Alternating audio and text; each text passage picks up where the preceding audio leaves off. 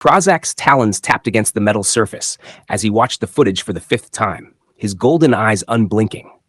As the thermal images flickered across the screen, he remained completely still. The video displayed his elite warriors falling one after another. "Replay it," he commanded, his voice rough and grating like rocks grinding together. His second in command, Vexlar, shifted uneasily. "Commander, we've reviewed it multiple times," he said cautiously. Krazak slammed his fist onto the table. The footage restarted. 12 of his finest Vraxian soldiers, all bioengineered for warfare, were shown advancing through the dense jungle of Nova 7, weapons drawn and ready. Then suddenly, something shifted. One by one, the heat signatures of his troops vanished. The humans moved so swiftly they were barely visible on camera, mere shadows darting through the darkness. Krazak froze the footage at the clearest frame they had. A human soldier, significantly smaller than a Vraxian, hoisting one of his warriors off the ground with a blade pressed to the throat. "How?" Krazak muttered, barely audible. "How could beings so small defeat our strongest fighters?" "They originate from Earth," Vexlar said quietly. "A death world." Krazak understood the term, planets with brutal gravity, lethal climates, and savage predators. Worlds that forged resilient species. But humans? They had only recently stepped into interstellar space. Barely half a century ago, they were still tethered to their home system. And now, they were dismantling his finest soldiers with terrifying ease. The door slid open with a hiss. A tall, slender alien in lavish attire entered, Mr. Gray, the Helix Consortium's liaison. His true species and name remained a mystery. The Consortium was skilled at keeping such secrets. "Commander Krazak," Mr. Gray said, his voice mechanical and cold, "I trust you've reviewed the incident at Nova 7. Krazak's jaw tightened. "My forces were the best across 3 sectors. Whatever these humans are, they're far more lethal than you led us to believe." Mr. Gray placed a small device on the table, projecting a holographic map highlighting several planets. "The Consortium operates mining colonies on these worlds," Mr. Gray explained. "All of them have now fallen under human protection treaties. We're hemorrhaging profits daily." "Find another mercenary company," Krazak snapped. "These humans eliminated 12 of my finest. I won't throw more lives away." Mr. Gray's thin lips curled into a faint smile. "We're prepared to triple your standard fee." Krazak's ears flicked forward. That was a significant offer, enough to purchase a small moon. "And," Mr. Gray added, "we'll supply advanced weaponry that will tilt the balance in your favor." Krazak stared again at the frozen image of the human warrior.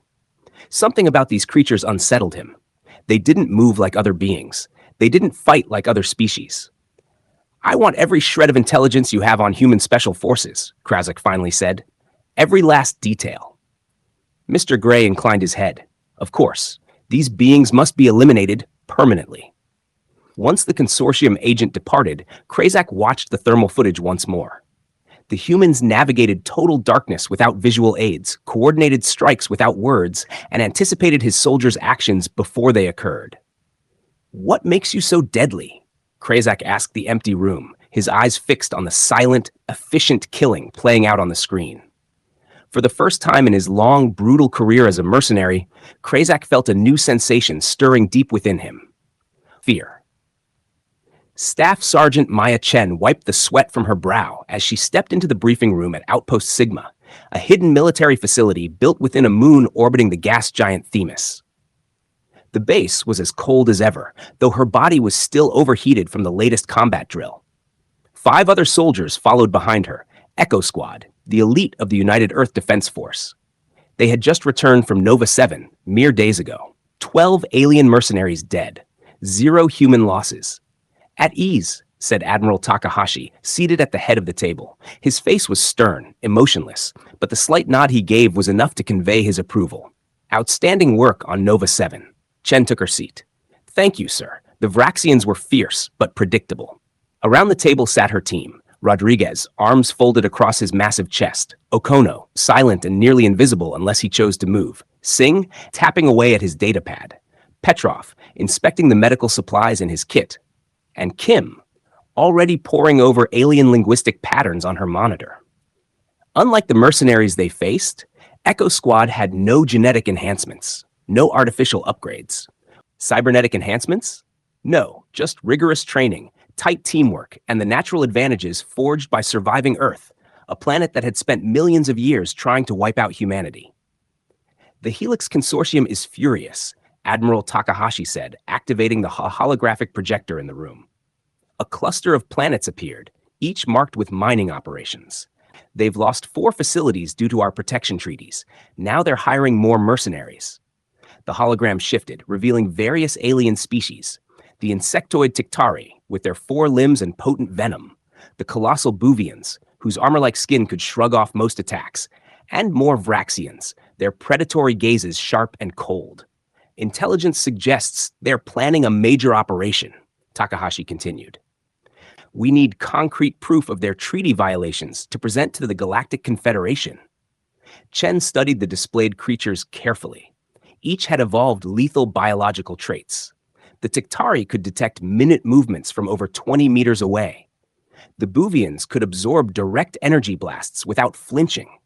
Yet none of them endured Earth's crushing gravity, its relentless predators, its brutal diseases, or its violent climate. None had been forced to adapt the way humans had. Your mission, Takahashi said, is to infiltrate this facility.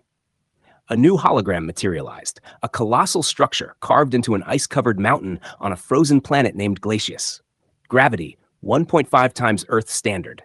Average temperature, nigh 60 degrees Celsius. Rodriguez let out a low whistle. Sounds like Minnesota in January. A few soft laughs rippled through the team, breaking the tension. Conditions that would kill most species, Takahashi added. But not you. Get in, gather the evidence of the consortium's crimes, and get out. After the briefing, Chen assembled her squad in the prep room. The walls were lined with gear, all human-made, straightforward and brutally efficient. They think they're superior, Chen said as her team began selecting equipment. The Vraxians, the Tiktari, all of them, they evolved specialized killing tools, but that's also their flaw. Specialization versus adaptability, Kim murmured as she calibrated her translator. Chen nodded. Exactly. They're built to dominate in specific environments. She tested the edge of a combat knife. But humans, we're built to survive anywhere. Okono, adjusting his stealth systems, spoke softly. They've never faced predators like us. No, Chen agreed, glancing at the best soldiers Earth had produced. They haven't. Across the galaxy, Krazek was rallying his forces, offering them riches and advanced tech to hunt down humans. What he didn't realize yet was that he was the real prey. For 3 days, Echo Squad drilled relentlessly in the simulation chamber. The system recreated Glacius's brutal conditions perfectly. Crushing gravity, biting cold, and razor winds capable of freezing exposed skin in moments. Again, Chen barked after their 5th run through the simulated mining facility. Sweat soaked their insulated suits, despite the bone-chilling cold of the simulation. Faster this time! Rodriguez shifted the massive weapon strapped to his back. On Glacius, it would weigh nearly double. But endless training on Earth had hardened him for worse. Thinking about the ones waiting for us out there? Okono asked, tilting his head toward the stars glinting through the viewport. Chen checked her rifle. I'm thinking. They're preparing too, just like we are. Meanwhile, on Glacius, Krazak stood inside the command center of the abandoned mining outpost, Alpha 9. The fortress-like facility, buried within a mountain of solid ice, would serve as their battleground. The sensors are positioned here, and here, Krazak explained, gesturing at a hologram of the structure. When the humans trip them, the Tiktari will strike from these ventilation shafts. The insectoid mercenaries clicked their mandibles in agreement, towering over 12 feet with venomous glands and lightning-fast reflexes. Born hunters. The Boovians will form our second wave, Krazak continued, motioning toward the massive, rhinoceros-like aliens. Their dense gray hides could endure direct weapon strikes, and their gravity hammers could shatter bones with a glancing blow. After the briefing, Vexler approached him. Commander, the humans have never failed a mission. What makes you believe they'll walk straight into our ambush? Krazek's eyes narrowed to slits. Because I know how predators think. Success breeds confidence. They'll come for us directly. The drop pod carrying Echo Squad burned through Glacius's upper atmosphere, the heat shield blazing orange against the planet's eternal night. Inside, 6 soldiers secured their gear for the final time. Energy signatures ahead, Singh announced, scanning his display. His scanner beeped. "They're lying in wait for us," Chen said with a small smile. "Exactly what we anticipated." "Altering landing coordinates," Petrov reported, adjusting the pod's flight path. "New insertion point, 30 kilometers south of the facility." The pod smashed into Glacius's frozen terrain with a bone-rattling impact. As the hatch hissed open, an Arctic wind howled in, a cold so lethal it would kill most species in minutes. For Earth-born humans, it was just another obstacle. "Move out," Chen commanded. They trekked across the desolate, ice-covered wasteland, hauling gear heavy enough to burden even augmented alien soldiers. The planet's punishing gravity made every step an ordeal, but their Earth-honed bodies adapted swiftly. Closing in on sensor perimeter, Singh reported several hours later, detecting the web of alarms Krasik had installed. Chen called her team together. "Stick to the plan. Make it convincing." "Putting on a good show is what I do best," Rodriguez said with a cocky grin. Echo Squad scattered. Instead of evading the sensors, they deliberately triggered specific ones, making their approach appear sloppy and frantic. In his command center, Krasik watched as alarm indicators flared across his console. Human heat signatures appeared precisely where he had anticipated. "Predictable," he muttered, his mandibles clicking in satisfaction. "Deploy the tick tree. Dispose of them quickly." The insectoid assassins slithered through the facility's ventilation shafts, eager for an effortless kill. Hidden deep within the shadows, Echo Squad waited. Chen whispered into her comms, "They think we're trapped.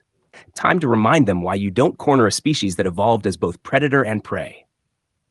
The tick tree assassins slipped into a large storage chamber where human heat signatures had been detected. Their compound eyes scanned the room, capable of spotting the slightest twitch. Each creature stood 12 feet tall, with armored exoskeletons and venom sacs potent enough to kill in seconds. "See anything?" The lead tick tree clicked to his squad. Silence answered. The assassin spun around and found himself utterly alone. His squad had vanished into the chamber's darkness without a sound. Impossible. Nothing could take out tick tree operatives without a commotion. Nothing cold. A small object landed near his feet.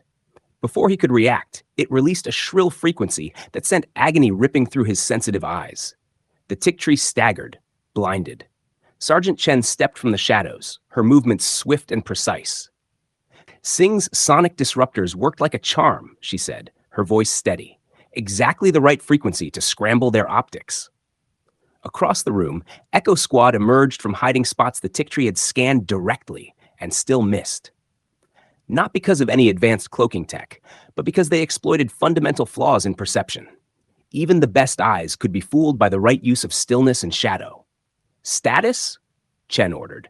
"All targets neutralized," Okono responded, appearing beside a downed tick tree. "Non-lethal takedowns as directed." The squad secured the unconscious aliens.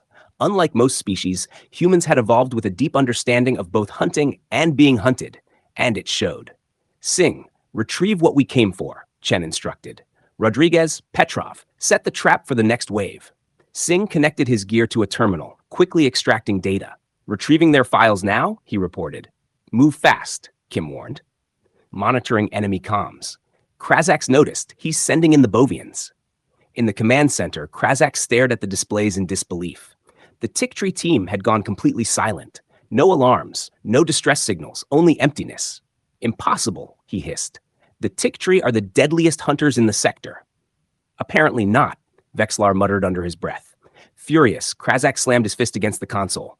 "Deploy the Bovians, all of them." Back at the terminal, Singh worked rapidly. "Commander, you'll want to see this," he called out to Chen. "They're not just mining," he revealed. Chen studied the screen, her brow furrowing. Excavation footage showed an ancient structure buried beneath the ice. "Precursor technology," she whispered. "That's a direct violation of Confederation law." "This explains the heightened security," Kim remarked. "If the Confederation discovered they were excavating precursor technology..." A deep rumble cut her off. The Bovians were approaching.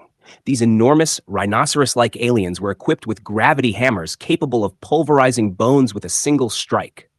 Rodriguez grinned as he and Petrov completed setting their trap, eager to demonstrate to these aliens why humans were the top predators. "Not predators," Chen corrected, adjusting her weapon. "Survivors. Earth tried to exterminate us for millions of years. These aliens are just the latest to misjudge what that really means. The first Bovian appeared at the far end of the corridor, its colossal form nearly filling the passage. It let out a deafening roar, expecting the humans to scatter in terror. Instead, Echo Squad stood firm. Chen switched to tactical comms. "Activate Trap 1, she ordered calmly. "Let's teach them about the physics of death worlds." The Bovian charged forward, unaware that it was heading straight into a lesson on leverage, momentum, and gravity. Principles that might seem obvious to humans, but were foreign to species with different evolutionary backgrounds. It was a lesson it wouldn't forget. The first Bovian charged down the hall, its enormous bulk causing the floor to tremble. Behind it, 5 more followed, each carrying gravity hammers that could crush steel. "Now!" Chen commanded. "Rodriguez, pull the lever." The floor beneath the lead Bovian suddenly tilted downwards. Its momentum propelled it forward, unable to halt its charge. As it stumbled, Petrov activated the next phase of the trap. From hidden vents, a fine mist dispersed into the air. Harmless to humans, the chemical compound targeted the Bovian's sensitive respiratory systems. The lead alien crashed to the floor, sliding toward a net of reinforced cables. The cables, attached to mining equipment with mechanical pulleys, tightened around the massive creature as it struggled to breathe through the mist. "Simple physics," Rodriguez grinned. "Mass times acceleration equals a very big problem for them." The other Bovians roared in fury, but the mist was already affecting them. They swung their gravity hammers wildly, smashing into walls and each other in confusion. "Pull back," Chen commanded. "Move to position 2. Echo Squad retreated deeper into the facility, leading the remaining Bovians into a series of traps that turned their size and strength against them. Back in his command center, Krasik watched in mounting dread as the Bovians fell one by one, not to superior weaponry or technology, but to basic traps that any child could devise. "How?" he growled.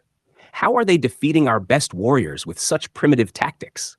Vexlar examined the security feeds. "They understand mechanics and biology far better than we anticipated. They're using our own strengths against us." Krasik slammed his fist on the console. "Enough! Activate the facility defenses, seal the sectors, isolate them." Across the complex, energy shields suddenly flared to life, cutting off corridors and rooms from one another. Alarm sirens blared. Chen found herself trapped with Kim in a storage area, cut off from the rest of the squad. "Sing, report," she called into her comms. Static answered. The shields were interfering with communications. "What now?" Kim asked, checking her weapon. Chen pointed to a ventilation shaft above them. "We adapt, just like we always do." Elsewhere in the facility, the rest of Echo Squad faced the same issue. Trapped and isolated, each soldier carried on with their mission without a second thought. Where other species might panic when separated from command, humans had evolved to act independently. Singh, isolated in a control room, quickly accessed the facility's systems. His fingers flew over the alien keyboard, instinctively recognizing patterns that would take most species hours to decipher. "Found you," he whispered as he found a way to overload the energy shields. Krasik noticed the attempt immediately. "The human is trying to breach our systems," he hissed to his remaining guards. "Redirect power to Sector 7. Cause a cascade failure there." The command triggered explosions throughout the facility's lower levels. Flames and debris filled the air. The support beams in the corridors collapsed, creating pressure differences that generated winds powerful enough to tear metal. Krasik grinned, revealing rows of sharp teeth.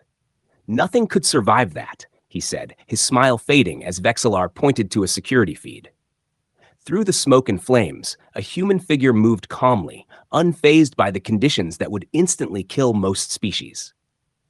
Commander Vexlar spoke softly. "These aren't ordinary beings. They come from a world where fire, collapse, and extreme pressure are the norm. They train for this." For the first time in his long career, Krasik felt something he had never encountered before: doubt about victory. His communication device beeped. The consortium director appeared on screen, their face obscured by shadows. "Forget the intelligence," the director ordered. "We have a new priority: capture one of them alive." The figure leaned forward. "Their adaptability is the key. We need to understand how they think." The facility had become a death trap. Corridors had caved in, fires raged, and toxic gases leaked from ruptured pipes. The temperature fluctuated wildly, alternating between freezing cold and searing heat. For most species, these conditions would mean certain death. For Eco Squad, however, it was just another challenge. Chen and Kim crawled through a maintenance duct partially filled with ice water. The freezing liquid would induce hypothermia in minutes for most aliens. But humans from Earth, who had swum in Arctic waters and survived blizzards, could endure it.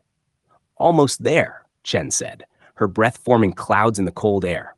The schematics show a junction ahead that will lead us to the central level. Meanwhile, Rodriguez used his strength to force open a jammed door, clearing a path through a section with failing life support.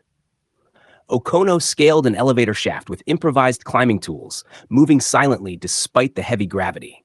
Petrov navigated areas filled with a toxic atmosphere, his Earth-evolved lungs filtering poisonous gases better than any alien species. I found a way to communicate despite the shields, S said into his newly modified comm unit. Commander, can you hear me?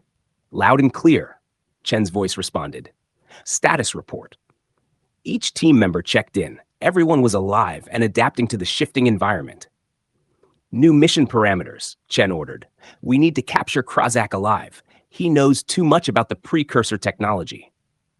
In his command center, Krazak felt the situation slipping out of his hands. The humans weren't just surviving, they were advancing through the facility. Fall back to the hangar bay, he commanded his remaining forces. Prepare my ship for immediate departure. Vexelar appeared concerned. Commander, what about the consortium's orders to capture a human? Krazak's eyes narrowed. The consortium doesn't understand what we're up against. These aren't just soldiers. There's something else. He grabbed a secure data device containing information on the precursor technology. This is too valuable to lose. As the mercenaries retreated to the hangar bay, something shifted. Now, they were the ones being hunted, feeling the psychological strain of being pursued by predators they couldn't predict. Strange noises echoed through the corridors, human voices seemingly coming from all directions at once. Shadows moved at the edge of their vision. Equipment malfunctioned in bizarre ways. What's happening? A Vraxian guard asked, his voice trembling. Psychological warfare, Krazak responded grimly. They're in our heads now. The remaining elite guards, genetically designed to feel no fear, felt it for the first time. Every unusual sound made them jump. Every shadow seemed like a human ready to attack. Krazak and his guards reached the hangar bay with the precious data. His ship awaited, offering a means of escape from this nightmare. But as they neared the vessel, all lights in the hangar suddenly went out. In the darkness, a human voice spoke, seemingly from all directions at once. Going somewhere, Commander? Krazak fired wildly into the darkness, his guards following suit, shooting at the shadows. When the lights flickered back on seconds later, 3 of his guards lay unconscious on the floor. There was no sign of the humans. Krazak looked at the precursor data device in his hand.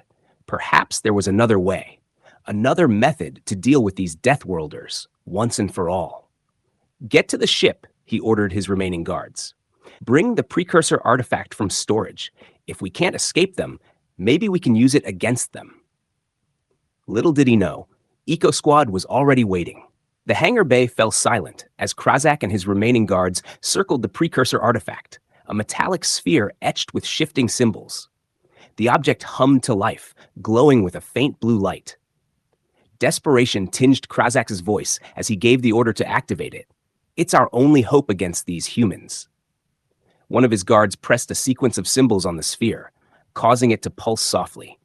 Step away from the device, a calm voice interrupted, speaking flawlessly in Krazak's language, even accounting for subtle cultural nuances that translation software usually missed. Krazak spun around, his eyes narrowing. A human woman, Kim, stood at the entrance of the hangar bay, seemingly unarmed. Surrender now, she continued, her voice steady, and no one else needs to get hurt. Krazak chuckled harshly. 1 human against 4 of us, and you demand our surrender? I'm trying to help you, Kim replied calmly. That device isn't what you think it is. As she spoke, Krazak noticed how she maintained eye contact with him, an impressive feat since most species found Vraxian eyes unsettling. She also held herself in formal combat posture, a sign of respect from a worthy opponent. How do you know our ways? Krazak asked, genuine curiosity creeping into his voice despite the dangerous situation. We study those we may encounter, Kim explained. Not just your biology, but your culture, your history. We want to understand. While Kim kept Krazak engaged, the rest of Echo Squad moved into position. Singh crept toward the glowing sphere, studying its shifting patterns, while the others silently surrounded the remaining guards. The consortium fears humanity's expansion, Krazak said, lowering his weapon slightly. Your kind adapts too quickly, learns too fast, reminding the elder species of their own aggressive early evolution, but accelerated. We don't want war, Kim responded. We just want to prevent weapons of mass destruction from being used, like that device you're trying to activate. Singh, now close enough to analyze the artifact, whispered into his comms. It's not a weapon. The symbols are a language matrix. I think it's a communication device. Before Krazak could respond, the hangar doors crashed open and consortium combat drones descended, weapons aimed. Eliminate all witnesses, a mechanical voice declared. No survivors. Repeat, no survivors. Krazak immediately realized the consortium had betrayed him. He was now a liability, someone who knew too much. Laser fire erupted across the hangar. Cover, Chen shouted. In the chaos that followed, Echo Squad and Krazak's forces found themselves fighting the same enemy. The humans displayed a tactical adaptability that stunned the alien mercenaries. Without speaking, they shifted their formation and strategy, responding to the drones' new attack patterns in real time. One drone locked onto Krazak, its weapon charging. Chen appeared from nowhere, shoving the mercenary commander aside. The blast grazed her shoulder instead of hitting Krazak. Why? He asked, taking cover behind a cargo container. Why save me? Because understanding beats extermination, Chen said through clenched teeth. And we want to understand you. For the first time, Krazak saw humans not as prey or predators, but as something new, something that could choose to save an enemy, even at personal risk. As the battle raged around them, the precursor device pulsed with increasing brightness. Singh realized what it was truly meant for and how it might be their salvation. Get to the ship, Chen ordered as drone fire filled the hangar. Singh, bring the device. Krazak watched in awe as the human team moved in perfect coordination, even under fire. They anticipated each other's needs, creating opportunities without speaking. This way, Krazak said, leading them toward his vessel. It's our only chance.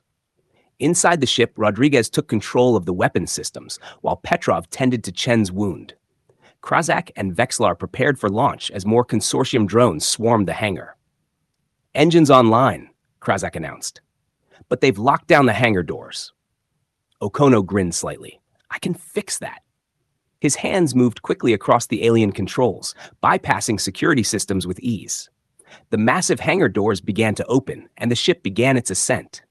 As the ship broke through the atmosphere, Singh examined the precursor device now glowing brightly on the command deck. It's a universal translator, he explained, but more advanced than anything we've seen. It doesn't just translate words, it translates concepts, feelings, contexts. Kim carefully touched the symbols. Can we use it to expose the consortium's actions? Singh nodded. We can use it to make them understand us. The ship broke through Glacius's atmosphere, but 3 consortium vessels appeared on their sensors. Weapons charged. We're cornered, Vexlar said grimly. Krazak turned to Chen. Your people fly like you fight. She nodded. Rodriguez, take the controls. Rodriguez grinned as he settled into the pilot's seat. Time to show them how we fly on a death world. What followed stunned even Krazak. Rodriguez executed maneuvers no combat pilot would dare attempt, using gravity wells for sharp turns, skimming atmosphere layers to create sensor shadows, and even deliberately allowing a glancing hit to spin the ship in ways that confused the targeting systems. That's impossible, Vexlar whispered as they evaded yet another shot. That's human, Chen replied simply. Singh connected the precursor device to the ship's communication array, ready to broadcast. It's time, he said. The device pulsed with energy as they transmitted evidence of the consortium's illegal operations and attempted genocide. But it did more than just send data. It transmitted understanding. Anyone receiving the transmission experienced the events as if they had been there themselves. Confederation ships approaching, Kim called out. They're responding to our broadcast. The consortium vessels retreated rather than engage with official forces. For now, They were safe. Days later, a formal hearing was held at Confederation headquarters. Krazek stood beside Echo Squad as they presented their evidence. The precursor communication device proved to be crucial in breaking down barriers between species. The Confederation voted to investigate the consortium and restrict their operations in human space. Later, as Echo Squad prepared to return to Earth, Krazek approached Chen. "I've declined asylum," he said. "I'll face the consequences of my actions, but I must know one thing." Chen waited silently. "Why does your kind not dominate the galaxy? With your adaptability, endurance, and ability to both fight and cooperate, you could conquer rather than negotiate." Chen gazed at the stars visible through the station viewport. "Because we've learned something on our death world that perhaps your people haven't yet, surviving isn't the same as living. We want to explore the galaxy, not rule it." As Krazak watched Echo Squad depart, reports came in from across Confederation space. Mercenary companies were refusing contracts to target humans, citing unacceptable risk factors. The legend of the Death Worlders had begun to spread, not just as warriors to be feared, but as a species that could turn enemies into allies through understanding. And perhaps that was their most dangerous ability of all: the end.